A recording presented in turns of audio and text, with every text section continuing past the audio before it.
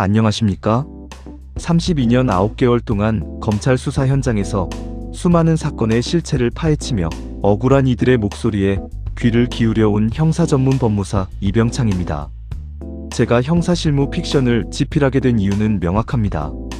수사 현장에서 마주한 수많은 비극은 대개 법을 몰라서 혹은 설마 하는 믿음 때문에 시작되곤 합니다. 딱딱한 법전의 문구보다 생생한 이야기의 힘을 빌려 여러분이 마주할 수 있는 법률적 위기에 실질적인 해법과 경각심을 드리고자 합니다. 이 기록은 단순히 가공된 이야기가 아닙니다. 32년 넘게 검찰청 조사실과 수사 기록 속에서 길어올린 진실의 조각들을 엮어 만든 우리 이웃의 이야기이자 바로 당신의 이야기가 될 수 있는 실무 리얼리티입니다. 이 픽션을 통해 법의 문턱에서 길을 잃은 분들이 다시 희망을 찾고 냉철한 기록의 힘으로 자신의 권리를 지키는 계기가 되기를 진심으로 바랍니다. 제목 30분의 주행, 1년의 대가 다친 차문 안의 진실. 제1장 둔산동 702호 돋보기 아래 놓인 불송치 결정서. 창밖으로 쏟아지는 밤의 정적이 대전 서구 둔산동의 법조타운을 무겁게 짓누르고 있었다. 내 책상 위에는 검찰 수사관 시절부터 32년 9개월간 내 눈과 손이 되어주었던 낡은 돋보기 하나가 놓여있다. 퇴직 후 형사 전문 법무사로서 주은 오피스텔 702호에 사무실을 낸 지도 어느덧 시간이 꽤 흘렀지만 밤늦게 기록을 마주하며 글자 사이에 숨은 의도를 읽어내는 습관은 훈장처럼 내 몸에 새겨져 있다. 밤 9시 15분 정적을 깨는 전화벨 소리가 날카롭게 사무실 안을 휘저었다. 수화기를 들자마자 들려온 것은 거친 숨소리와 흐느낌이었다. 법무사님, 경찰에서 연락이 왔는데 그 사람을 처벌할 수 없대요. 증거가 불충분해서 검찰에 보내지도 않고 자기들이 사건을 끝내버리겠다고 하더니 불송치 결정이라는 통지서가 날아왔어요. 전 정말 죽을 뻔했는데 어떻게 이런 일이 있을 수 있죠? 피해자 지영씨 가명의 목소리는 비참하게 떨리고 있었다. 그녀가 겪은 일은 단순히 빗나간 사랑의 소산이 아니었다. 그것은 한 인간의 자유를 난도질하고 사법체계의 보호망을 비웃은 치밀한 보복범죄였다. 나는 돋보기를 고쳤으며 그녀가 보내온 불송치 결정 통지서를 펼쳤다. 종이 뭉치에서는 눅눅한 절망과 식은땀 냄새가 올라오는 듯했다. 수사 결과 통지서 하단에는 기가 막힌 문구가 적혀 있었다. 피의자는 대화를 시도했을 뿐이며 피해자가 자발적으로 승차한 점, 주행 중 강압적인 물리력 행사가 입증되지 않는 점 등을 고려하여 증거 불충분으로 불송치 혐의 없음 결정함. 나는 돋보기를 들고 그 문장을 뚫어지게 쳐다봤다. 32년 넘게 수사 현장에서 수만 번은 들어본 지독하리만치 전형적인 가해자의 변명이 경찰 단계에서 그대로 수용된 것이다. 형사소송법 절차상 이제 내게 남은 방법은 단 하나였다. 불송치 결정을 한 경찰서의 장 앞으로 이의 신청서를 제출하여 사건 기록을 검찰로 송치하게 만든 뒤 검사로 하여금 보완 수사 요구를 내리도록 만드는 사투를 시작해야 했다. 제2장 양산의 겨울밤, 매복하는 그림자와 지워진 30분. 사건의 실체는 경찰의 서류 한 장에 담기지 못할 만큼 참혹했다. 작년 12월 경남 양산의 한 아파트 지상 주차장. 강태수는 이미 이전의 폭행건으로 경찰 조사를 받고 나온 직후였다. 법의 심판을 기다려야 할 시간에 그는 법을 비웃듯 보복의 계획을 세웠다. 지영씨는 퇴근 후 차에 오르기 위해 스마트키를 눌렀다. 삑 소리와 함께 비상등이 깜빡이는 짧은 찰나 어둠 속에 몸을 숨기고 있던 강태수가 맹수처럼 달려들었다. 그는 지영씨를 거칠게 밀어붙여 자신의 차량 조수석에 처박았다. 철컥. 중앙집중식 도어록이 잠기는 소리는 지영씨에게 세상과의 단절을 알리는 조종이었다. 강태수는 시속 120km를 넘나들며 차를 몰았다. 일부러 핸들을 급하게 꺾어 차를 좌우로 흔들고 앞차와 충돌할 듯 다가가다 급브레이크를 밟았다. 지영씨는 안전벨트도 매지 못한 채 차 안에서 이리저리 부딪히며 비명을 질렀다. 30분. 누군가에게는 커피 한 잔을 마시는 짧은 시간일지 모르나 달리는 죽음의 감옥에 갇힌 지영씨에게 그 시간은 30년보다 긴 고통의 세월이었다. 경찰은 지영 씨가 차에 타는 과정에서 비명을 크게 지르지 않았다거나 적극적으로 저항하는 모습이 주차장 CCTV에 명확히 포착되지 않았다는 이유로 강제성을 부인했다. 하지만 32년 9개월의 경험은 내게 다른 것을 보게 했다. 보복범죄에 노출된 피해자는 극도의 공포로 인해 얼어붙는 반응 프리징을 보이기 마련이다. 나는 이 심리적 마비 상태와 달리는 차량이라는 특수한 감금 환경을 논리적으로 연결해야 했다. 제3장 수사관의 시선, 불송치 결정의 허점을 파고들다. 나는 주은 오피스텔 702호의 책상 앞에 앉아 경찰의 불송치 이유서를 다시 훑었다. 강태수는 피해자가 자발적으로 차에 탄 뒤 대화 도중 흥분해서 스스로 부딪힌 것이라고 주장했다. 경찰은 이를 연인간의 흔한 실랑이로 치부해버린 것이다. 하지만 내 돋보기는 경찰이 놓친 부분에 머물렀다. 조수석 대시보드 쪽을 찍은 사진. 거기에는 지영 씨가 탈출하려고 발버둥 치며 남긴 구두굽의 선명한 긁힘 자국이 있었다. 그리고 조수석 문 안쪽 손잡이 부근에는 그녀의 손톱 자국이 처절하게 남아 있었다. 경찰은 이를 단순 훼손으로 넘겼지만 내게 이것은 살기 위한 몸부림의 기록이었다. 법무사님, 경찰은 이 사진만으로는 강제성을 확신하기 어렵대요. 이미 불송치 결정이 났으니 이제 다 끝난 거 아닌가요? 지영 씨의 울먹이는 목소리에 나는 단호하게 대답했다. 아니요, 지영 씨. 이제부터 시작입니다. 형사소송법 제245조의 7에 따라 우리는 이의 신청을 할 수 있습니다. 경찰이 수집하지 않은 증거, 간과한 법리를 내가 직접 정리해서 검사님 앞에 놓을 겁니다. 나는 밤을 새워 이의 신청서를 작성했다.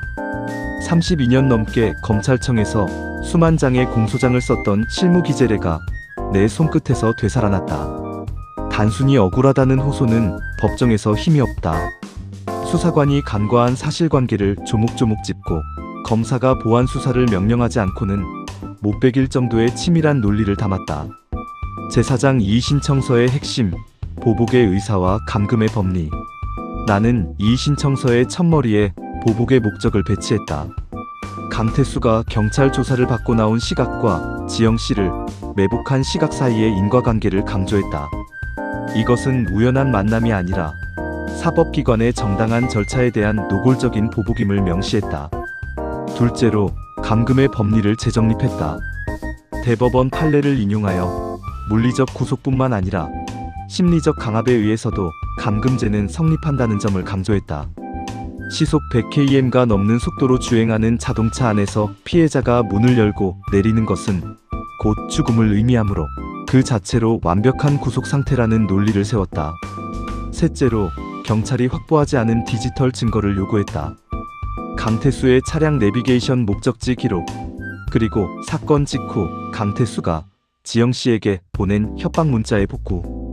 나는 지영 씨의 스마트폰에서 지워진 메시지들을 디지털 포렌식 기술로 복구할 수 있는 법적 근거와 필요성을 역설했다. 이것 보십시오, 검사님. 피의자는 범행 전 경찰에 신고한 대가를 치르게 해주겠다는 메시지를 보냈습니다. 이것이 어떻게 대화를 위한 드라이브입니까? 나는 이 문장이 검사의 모니터 위에서 선명하게 빛나기를 바랐다.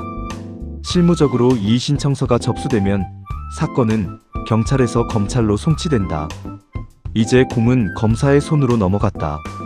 32년 9개월의 경력은 내게 검사가 어떤 기록에 반응하는지 정확히 가르쳐 주었다. 제5장 검찰의 보완 수사 요구, 그리고 뒤집힌 전세. 몇 주 뒤 지영 씨로부터 기쁜 소식이 들려왔다. 검찰에서 경찰로 보완 수사 요구가 내려갔다는 것이다. 내가 제기한 보복의 의사와 차량 내 디지털 증거들에 대한 수사가 미진했다는 검사의 판단이었다. 경찰은 다시 움직이기 시작했다. 강태수의 차량 내비게이션을 압수수색한 결과 그가 사건 당일 인적이 드문 폐석산 근처를 미리 답사한 정황이 드러났다.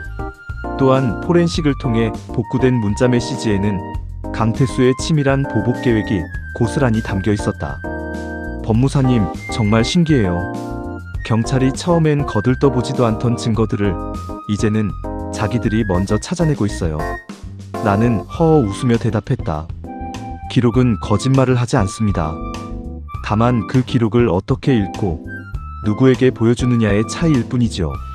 법무사의 역할은 바로 그 길을 닦아주는 것입니다. 이제 사건은 기소 의견으로 송치되어 재판으로 향했다. 경찰의 불송치 결정이라는 거대한 벽을 이의신청이라는 정당한 법적 수단으로 허물어뜨린 결과였다. 지영 씨의 눈물은 이제 희망의 빛으로 바뀌어 있었다. 제6장 법정에서의 마지막 사투. 재판은 울산지법에서 열렸다. 강태수는 여전히 뻔뻔했다. 전관 변호사를 내세워 피해자가 평소 감정 기복이 심했다며 인신공격을 가했다. 하지만 이미 검찰 단계에서 보안 수사를 통해 확보된 증거들이 강태수의 목을 조르고 있었다. 나는 지영 씨에게 단호하게 말했다. 지영 씨, 가해자의 전략은 당신의 기억을 오염시키는 겁니다. 우리는 흔들리지 말고 차가운 기록으로 대답해야 합니다. 이미 수사 과정에서 입증된 디지털 증거들이 당신의 진실을 증명하고 있습니다. 법정에서 판사가 강태수에게 물었다. 피고인, 사건 당일 목적지로 설정한 폐석사는 평소 피해자와 가던 곳입니까? 강태수는 대답하지 못하고 고개를 떨궜다. 사랑해서 대화를 하려 했다는 그의 궤변이 무너지는 순간이었다. 32년 9개월의 실무 경험을 담아 작성한 이 신청서. 한 장이 결국 법의 정의를 바로 세우는 초석이 된 것이다. 제7장 정의의 선고, 파수꾼의 일상으로. 드디어 판결의 날. 울산지법 김정진 부장판사는 강태수에게 징역 1년의 실형을 선고하고 법정 구속을 명했다. 피고인은 경찰 조사를 받은 직후 자숙하기는커녕 보복범죄를 저질렀으며 수사 과정에서 범행을 은폐하려 시도하는 등 죄질이 극히 불량하다. 지영 씨는 법정 입구에 주저앉아 오열했다. 그것은 공포가 아니라 억울함이 녹아내린 해방의 눈물이었다. 다시 둔산동 주은 오피스텔 702호. 창밖에 밤거리는 고요하고 내 책상 위에는 다시 새로운 사건의 기록들이 쌓이기 시작했다. 이번에는 호주에서 연락을 주신 재외 국민분의 사건이다. 타국에서 억울한 일을 당하고도 법적 절차를 몰라 발만 동동 구르는 그 간절함을 알기에 나는 다시 돋보기를 집어든다. 누군가는 묻는다. 이제 그만 쉬어도 될 나이에 왜 이토록 타인의 고통에 깊숙이 개입하느냐고. 나는 그저 허허 웃으며 대답한다. 이게 제 업인가 봅니다. 32년 넘게 죄와 벌의 현장에 있다 보니 기록 속에 묻힌 진실을 털어내지 않으면 제 영혼이 숨을 쉴 수가 없어요. 기록의 파수꾼. 억울함은 눈물로 씻어내는 것이 아니라 차가운 기록과 정교한 법리로 증명해내는 것이다. 나는 오늘도 돋보기 너머로 진실의 편린을 쫓는다. 지영 씨가 되찾은 그 평범한 일상이 세상 모든 억울한 이들에게도 돌아갈 수 있도록 나는 내 책상을 지킬 것이다. 밤은 깊었지만 나의 서사는 오늘도 현재 진행형이다. 32년 9개월의 무게를 담아 나는 다시 펜을 들어 다음 사건의 첫 문장을 써 내려가기 시작한다. 에필로그 끝나지 않은 기록의 무게. 지영 씨는 이제 더 이상 밤길을 무서워하지 않는다. 강태수에게 내려진 1년의 실형은 단순한 형벌이 아니라 그녀가 다시 세상으로 나갈 수 있도록 법이 만들어준 견고한 방패였다. 프랑스에서, 호주에서, 일본에서 도움을 청해오던 많은 재외 국민분들의 간절한 눈빛이 스쳐 지나간다. 그분들에게도, 그리고 지금 이 글을 읽고 계신 당신에게도 전하고 싶다. 진실은 반드시 흔적을 남깁니다. 그 흔적을 찾아내는 길에 제가 함께하겠습니다. 나는 돋보기를 닦아 안경집에 넣고 퇴근 준비를 한다. 내일 아침이면 또 다른 기록의 파도가 밀려오겠지만 나는 두렵지 않다. 나는 32년 9개월의 세월을 견뎌낸 기록의 파수꾼이니까.